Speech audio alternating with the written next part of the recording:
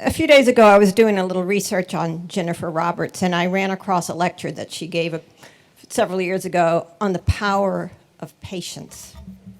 In it, she talks about the need for teachers to create ways for students to slow down and to look, really look, so that they can see and think more clearly.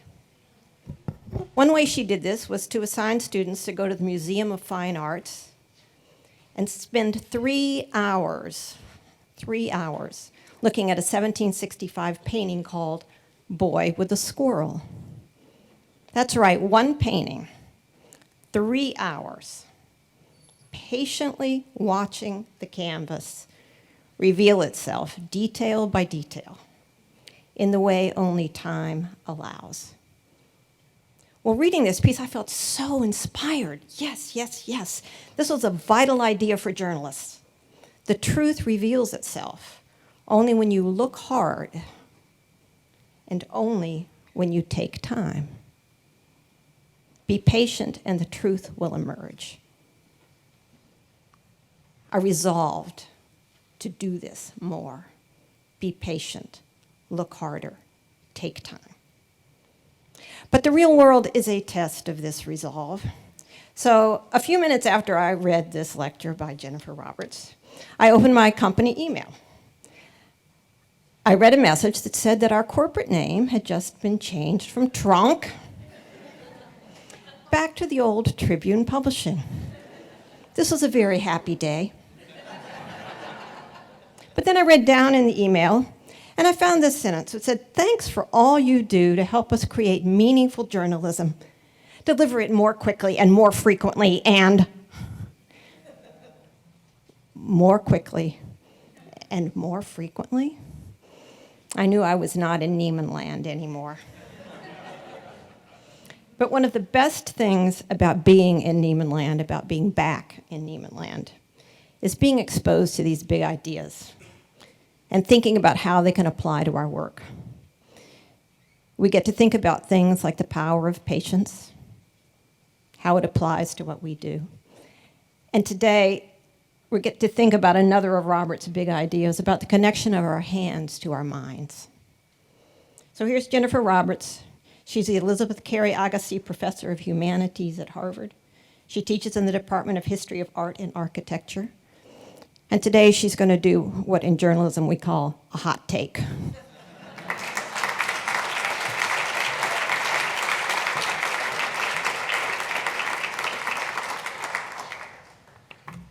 Thank you so much, Mary, for that lovely introduction. I have to admit, I don't exactly know what a hot take is, so I'm not sure I'll be able to deliver it properly. I'm so honored to be here, so thrilled to be here speaking to you as journalists. I just want to say that I am in awe of your work every day, and I feel like I'd rather be back there listening to you. And in fact, I think there should be a reverse Nieman Fellowship where where faculty members like me can be embedded for a year over at the Nieman Foundation. So if we could arrange that, I would like to be the first recipient. All right. So you're looking here at the edge of a 60-inch rotary saw blade at the Copeland Mill in Marshfield, Massachusetts. Perhaps this is not what you would expect to see from an art historian whose job it is to spin fancy theories about fine art objects at Harvard. There is an apparent mismatch between the machine shop and the university, the sawmill and the art museum. And that apparent mismatch is the problem that I want to talk to you about this morning. For the past few years, I've been working with a group of colleagues to launch what we call the Minding Making Project. And we're a small team of art historians who have become frustrated by the fact that we are expected to take finished objects and add ideas to them after the fact. This is what art historians are supposed to do. Instead, we want to study objects before they are finished, and as for ideas, we are interested in finding the ideas inside the very processes that bring the objects into being. Ultimately, we want to find a way to show that, say, this saw blade here is a repository and a generator of knowledge that's just as rich as the books on history and philosophy that are our usual sources in the library, and that the person who operates this saw blade works in a field of ideas and intelligence that deserves to be fully reflected in that history and in that library. So our title, Minding Making, is a polemic. And that's because in equating these two terms, minding and making, we are bumping up against one of the oldest and most powerful binaries in Western culture. It's a hierarchical binary with minding privileged over making, and it emerges from centuries of privileging the head over the hand in Western culture. The basic diagram has a great many variations. Mind over matter, head over hand, theory over practice, reasoning over execution, higher education over vocational education, think tanks over workshops, boardrooms over factory floors, etc. Two things to note about my little binary diagrams here. First, the red line represents a barrier. It's very difficult for people to speak over this line and for knowledge to pass over this line. Second, the paired terms are arranged in a vertical hierarchy, and I would even go so far to say that this is a gravitational hierarchy. One term is higher, one term is lower, one term is heavy, one term is light, everything that goes along with that gravitational concept. This is all governed by what historian of technology Davis Baird calls semantic assent, which refers to the belief that developed with Plato and on through Hegel, etc., that the escape from matter into words and numbers is a movement of elevation or somehow transcendence. It also has implications for our historical models. Civilizations themselves are said to progress as they move from the manipulation of matter up to the manipulation of symbols.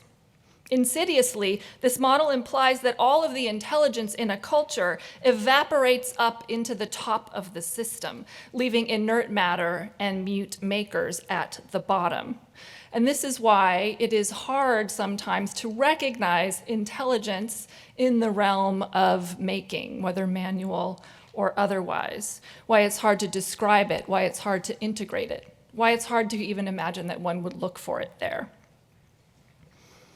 Now, this ancient bias has immense power over our understanding of the world. If I offer you a series of paired professional terms, you would have little trouble plotting them on the diagram. Electrician and English professor, quilter and astronomer, truck driver and financial analyst. You could decide where you would put journalist. One seems brainier, one seems earthier, one is higher, one is lower. This bias pervades our language. It lies behind what I like to call our merelyisms, the notion that something is merely material or merely technical. It governs the entire idea of a liberal arts curriculum. This is why Harvard offers degrees in philosophy but not in plumbing. It structures our class system, where one's income and social status is inversely proportional to one's proximity to raw matter. It drives and reinforces hierarchies around gender and race. Ask yourself, where does the traditional women's work sit on this diagram? On what side of the line do immigrants tend to get jobs? So what the Minding Making Project is essentially trying to do in its own small way is to break this. We're trying to take away the line between minding and making, and we want to take the gravity out of the system, putting minding and making into a lateral relationship where it becomes possible to see that there is minding in making and there is making in minding as well. We want to make it seem natural to put a sawmill operator and a neurobiologist on equal footing, to show that both professions involve intellection and craft, and that each can learn from the other. How to do this? How do you get knowledge and value to flow freely between forms of activity that have been set into conflict by these traditional habits of thought? How does one bring radically different kinds of makers, and how does one bring makers and thinkers together without triggering the prejudices that populate these diagrams? This is a task that's, of course, far too monumental for any single project, but we can chip away at it. What we've done in this project is to try to reorganize the very typology of making, the very way we divide up making activities and name them, in order to bring out common forms of intelligence that populate different kinds of making. We've come up with a new sort of basic unit of assembly, as it were, and that is the maneuver. By maneuvers, what we mean are essential operations such as reversal or turning or casting or cutting, the kind of simplest forms of the manipulation of materials. One advantage to thinking in terms of maneuvers is that they're a kind of primordial grammar of making that is shared all the way across multiple different kinds of practices. So you would have something like cutting in the fine arts, the decorative arts, the industrial arts, the sciences, and engineering.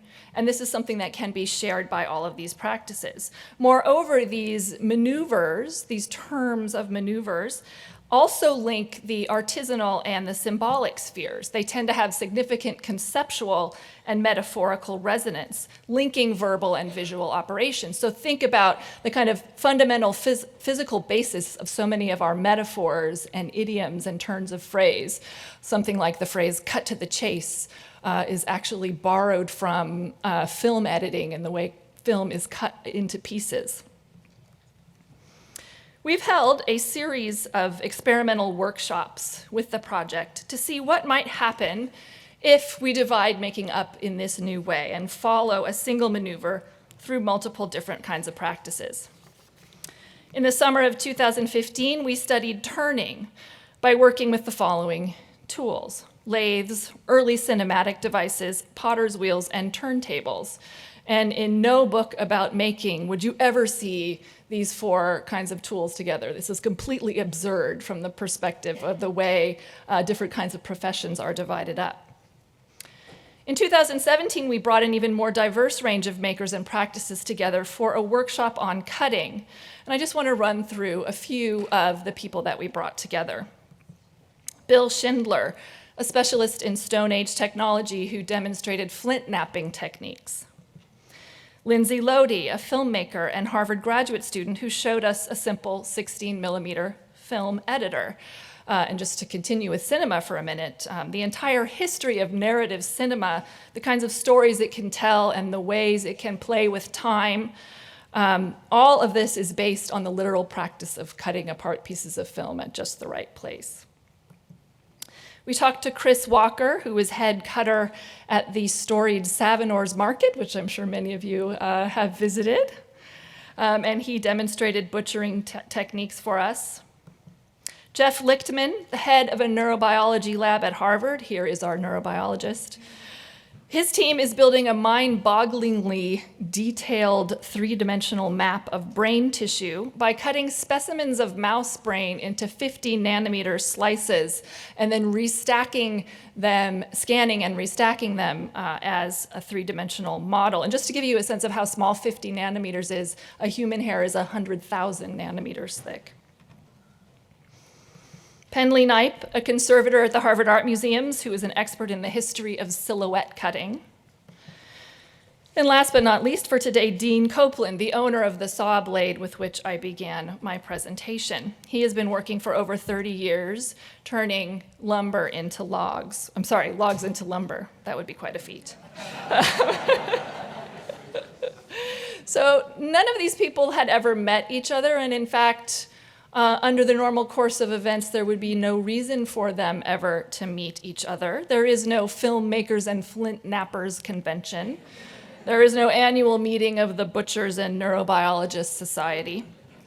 But we were astonished by the commonalities that emerged between their work, and most importantly, how seeing and exploring these commonalities made their work visible as intelligence, and moreover, as intelligence that could be shared and brought into the general understanding of these practices. Just a few examples very quickly of what kind of intelligence one might be able to talk about in all of these fields of cutting. First, perception. In every case, the skilled cutter used the tool as a perceptual device. The tool was a way of understanding the material, its structure, its weaknesses, its texture.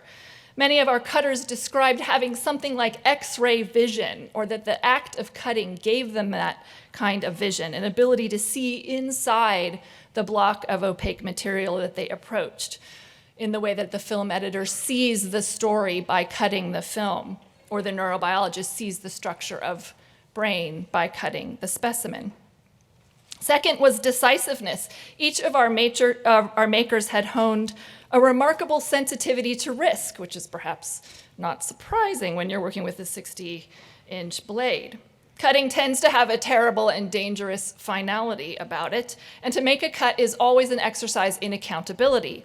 One definition of cutting that we often heard from our makers was that with every cut, they were making two different things, not just one. They were making an inside and an outside, an object and an offcut, a positive and a negative shape. They all had a remarkable ability to see both sides of the cut, both sides of a situation, a useful form of knowledge indeed. And this was double articulation, the third thing that we saw. Just in conclusion, as I said, this project is ongoing. We have a lot more work to do on cutting, including further diversifying the group of activities that we'll bring together. We're also planning another workshop next summer on layering. And we're looking for journalists as partners and advisors, and possibly also research subjects. So think about what maneuver best describes your work, and drop us a note at mindingmaking.org. Thank you.